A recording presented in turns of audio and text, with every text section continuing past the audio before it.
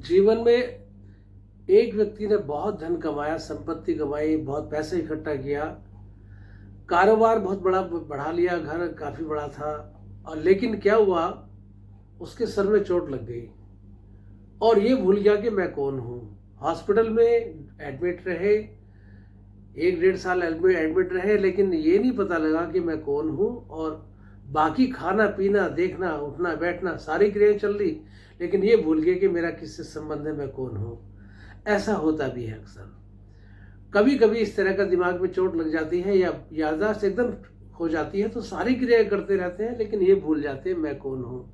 हमारे साथ भी यही हो रहा है कि हम परमात्मा के पुत्र हैं, परमात्मा की संतान है।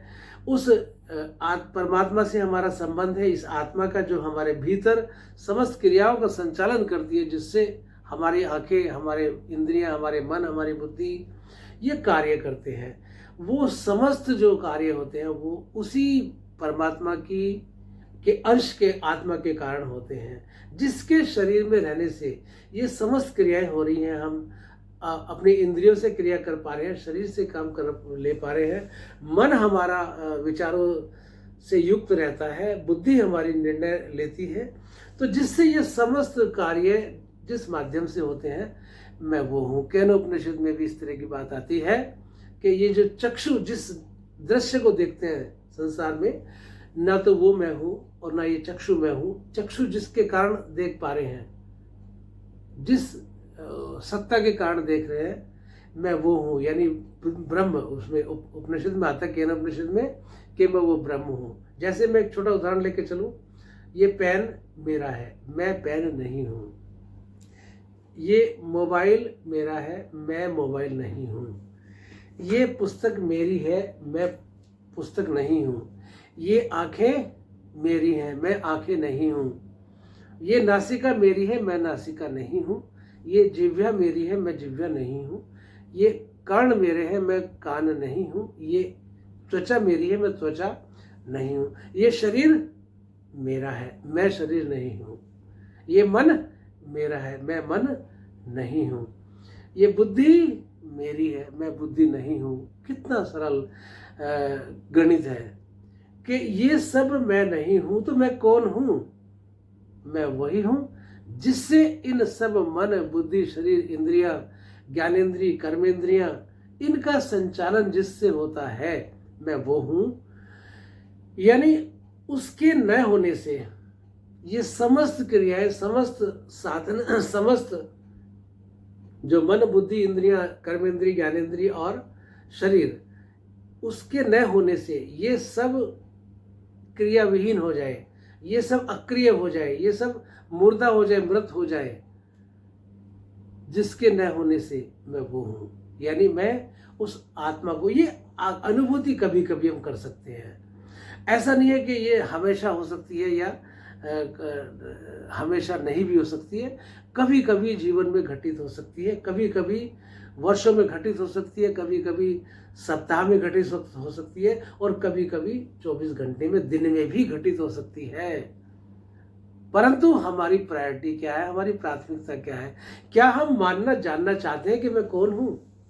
यही प्रश्न था जिससे रमन ऋषि की एक छोटी सी पुस्तक भी है, मैं कौन हूं के ऊपर। यही प्रश्न था जो स्वामी विवेकानंद लेकर चले थे कि मैं कौन हूँ। स्वामी महर्षि दयानंद लेकर चले थे, मैं कौन हूँ। इस मैं कौन हूँ से के परतें उतरती जाती हैं।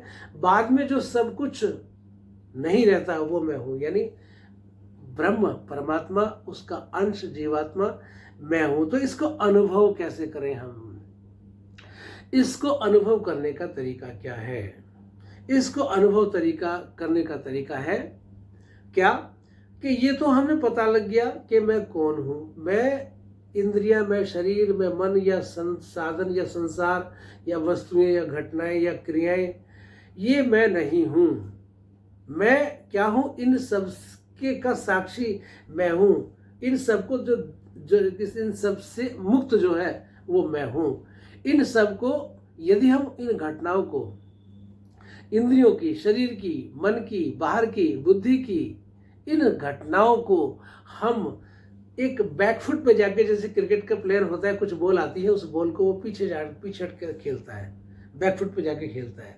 तो जो बैकफुट पे जाके खेलता है, पीछे हट के खेलता है, तो उसके लिए आगे की पिच तैयार हो जाती है, उसको वो खेल पाता है बॉल को। इसी तरह से ये शरीर के द्वारा, इंद्रियों के द्वारा हो रहा जो बाह्य कार्य है, बाह्य जगत है, वो प्लस इन इंद्रियों की सहायता से हो रहा है, प्लस ये मन जो उसको करता है, बुद्धि जो सोचती है, निर्णय लेती है, ये सबके सबकी क्रियाओं को होश पूर्वक देखना, साक्षी बनकर देखना।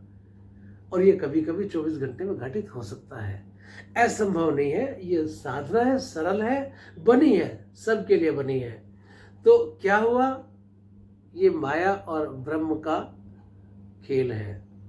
जो बाह्य, जो इंद्रियों के द्वारा संसार देखा जाता है, अनुभव किया जाता है, इसमें काम करते हैं कर्म इंद्रिय, ज्ञान इंद्रिय, मन, बुद्धि और ये शरीर के द्वारा जो बाह्य जो इस रूप है, जो इसमें जो हम इसको मान लेते हैं कि ये सब मैं हूं। यदि इसको मान ले, ये संसार, ये घटना, ये मन, ये बुद्धि, ये कर्मेंद्री, ज्ञानेंद्री, यदि मान ले कि ये मैं हूं, तो माया है, तो इल्यूजन है, भ्रम है। इसके विपरीत जब इन सब से उठ के कभी कभी होश पूर्वक हम इन सब से मुक्त होके ये अनुभव करते हैं कि इन सब से हटके भी कुछ और है, इन सब का साक्षी कोई है, इन सब से मुक्त कोई है, जब ये अनुभव करते हैं कि वो मैं हूं, तो वो ब्रह्म है। एक तरफ ब्रह्म, एक तरफ ब्रह्म है, एक तरफ माया है, एक तरफ साक्षी है, ब्रह्म है। तो हम कभी कभी ये अनुभव करें कि I am a peaceful soul, मैं आनंद हूं, परमात्मा का उस अंश हूं। ये तो कहते वक्त लोगों को संकोच होता है कि मैं परमात्मा हूं, क्योंकि वो बहुत सब जगह विस्तारित है, सब जगह है, लेकिन कम से कम उसका अंश जो सब जगह है, व्याप्त है, उसका एक अंश मेरे भीतर भी है। वो आत्मा मैं हूँ, वो ब्रह्म मैं हूँ, अहम ब्रह्मास्मि, इसी से उद्धृत हुआ है उपनिषदों में, वेदों में।